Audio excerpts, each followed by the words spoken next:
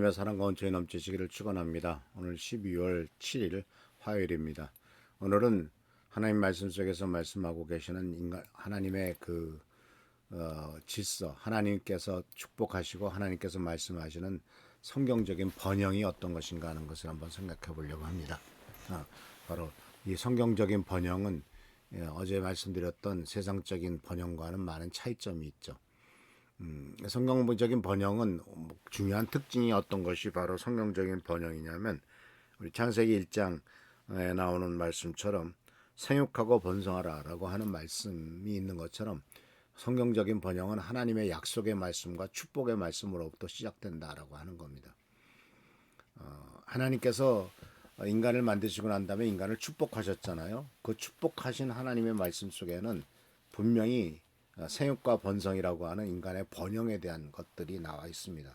그리고 땅을 정복하고 다스리고 하는 정복과 다스림이라고 하는 놀라운 권세를 우리 인간들에게 주신 것을 보게 됩니다.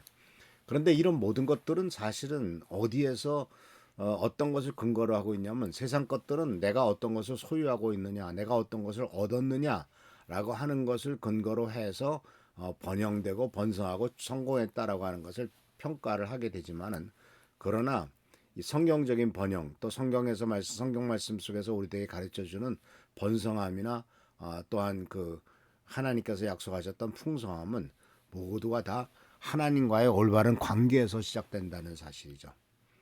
하나님과의 올바른 관계에서 성경적 번영은 시작됩니다.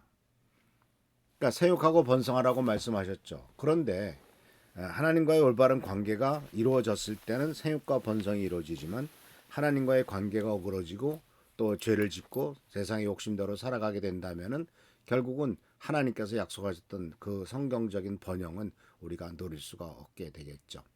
그래서 하나님과의 올바른 관계 속에서 나타나는 것은 이러한 번영은 그 성경 말씀 속에서 이런 말씀이 있습니다. 하나님이 우리들에게 주시는 축복은 걱정과 근심을 겸해서 주시지는 않는다라는 말씀이 있죠.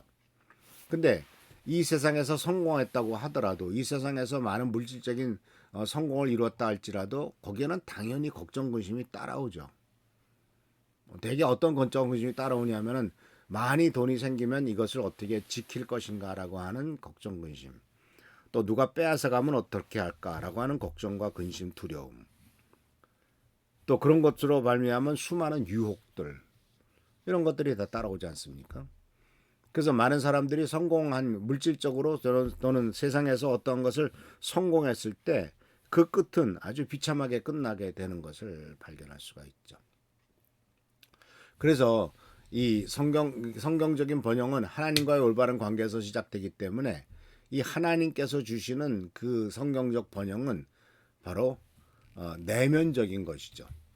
내면적인 평안과 기쁨이 있고 동시에 그것은 외부적으로는 성령의 9가지 열매라고 하는 참 복된 모습으로 나타나죠.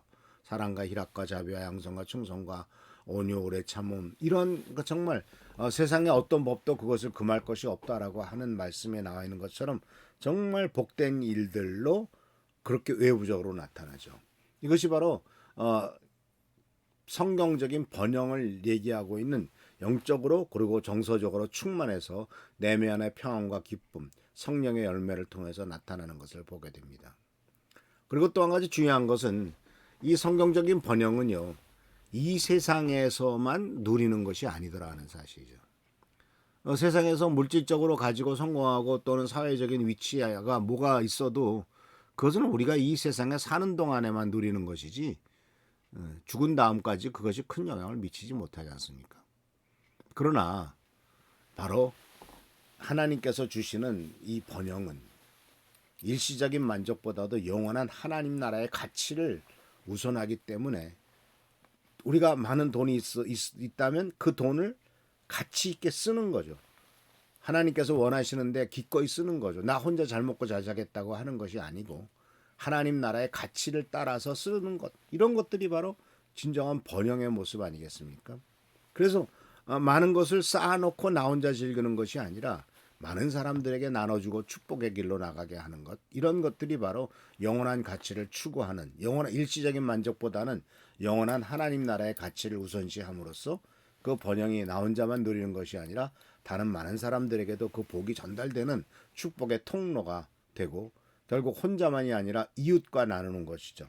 근데 이웃과 나누는 모습은 초대교회 모습 속에서도 보시다시피 그들이 많이 부자였고 돈이 많았기 때문에 나눈 것도 아니었습니다.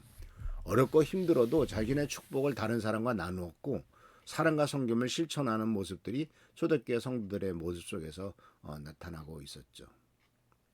그래서 이와 같이 이 성경적인 번영은 하나님과의 관계를 기초로 하고 있고 영적으로 정서적으로 충만하고 영원한 가치를 추구하며 또한 나 자신만 개인의 행복만이나 개인의 만족만이 아니라 이웃과의 행복, 이웃과의 축복을 나누는 이와 같은 사랑과 섬김을 실천하는 자리에 들어가고 있더라는 사실이죠.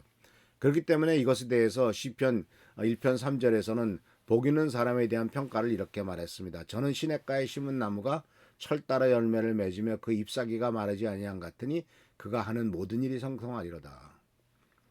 비유를 들었죠. 시냇가에 심은 나무라는 비유를 들었습니다. 철을 따라 열매를 맺고 잎사귀가 마르지 않아요. 감으로써도 왜 시냇가에 심었으니까. 그리고 하는 모든 일이 다 형통해요. 이것이 바로 주께서 주시는 놀라운 성경적 번영의 특징입니다. 그래서 신명기에 나오는 것처럼 나가도 복을 받고 들어가도 복을 받고 어디에서나 하나님께서 주시는 복을 누리는 사람이 되는 거지 어떤 특별한 장소에 갔을 때 특별한 경우에만 복을 받는 것이 아니더라 하는 사실이죠. 그래서 바로 성경적인 번영은 하나님의 말씀에 뿌리를 두고 지속적으로 지속성이 있고 또한 열매를 맺는 삶이 되는 것을 보게 됩니다. 그래서 이 부분에 대해서 요한 3서 2절에서도 바로 사랑하는 자여 내 영혼이 잘된 같이 내가 범사에 잘되고 강건하기를 간구한다 라고 하는 말씀을 통해서 영혼의 번영이 모든 번영의 기초가 되는 것을 분명히 가르쳐주고 있습니다. 내 영혼이 잘됨 같이 내 영혼이 하나님과의 관계 속에서 풍성한 은혜와 은총을 누린 것과 같이 라고 하는 기본 기초, 기본 전제가 딸려 있기 때문에 이런 기본 전제와 기초 가운데서 이제 범사에 모든 일이 잘 되고 또 육체적으로나 영적으로나 또는 정신적으로나 강건한 축복을 우리가 누리게 되더라 하는 사실입니다. 그래서 사랑하는 성도 여러분, 이 세상이 주는 어떤 축복과 은혜와는 다르게 하나님께서 주시는 번영과 번성은 완전히 다릅니다. 그리고 이것은 이 세상에서 잠시 잠깐 누리는 축복이 아니라 영원한 하나님 나라까지 영향을 주는 놀라운 축복이요 은총이라는 사실을 기억하고 또 나 혼자만 누리는 것이 아니라 하나님께서 주신 축복을 많은 사람과 같이 누리는 같이 축복을 같이 공유하는 이와 같은 데 은혜가 있다는 사실을 기억하시면서 주님의 은총과 은혜 가운데서 승리하는 우리 모든 성도님들 되시기를 축원합니다. 할렐루야 축복합니다. 기도하겠습니다. 오늘도 주님의 은혜를 감사드립니다. 이제 2025년 시작되었고 또 하루하루 지나갑니다. 하나님께서 주시는 이 번영과 번성 가운데 살아가기를 원하고 세상적인 욕심과 세상적인 것에 빠지지 않도록 주여 도와주옵소서. 오늘도 우리들과 함께 하시고 축복하시기를 바라옵고 또 우리 사랑하는 성도님들 한 명 한 명에게 큰 믿음과 은총을 더하시고 축복을 더해 주시기를 바라옵고 예수 그리스도의 이름으로 축복하며 간절히 기도하옵나이다. 아멘. 우리 교회와 나라 민족을 위해서 또 우리 최성규 장로님 또 한은조 선생님 또 여러 분들을 위해서 많이 기도하고 하나님의 귀한 축복과 은혜를 누리는 귀한 성도들 되시길 축원합니다. 할렐루야 축복합니다.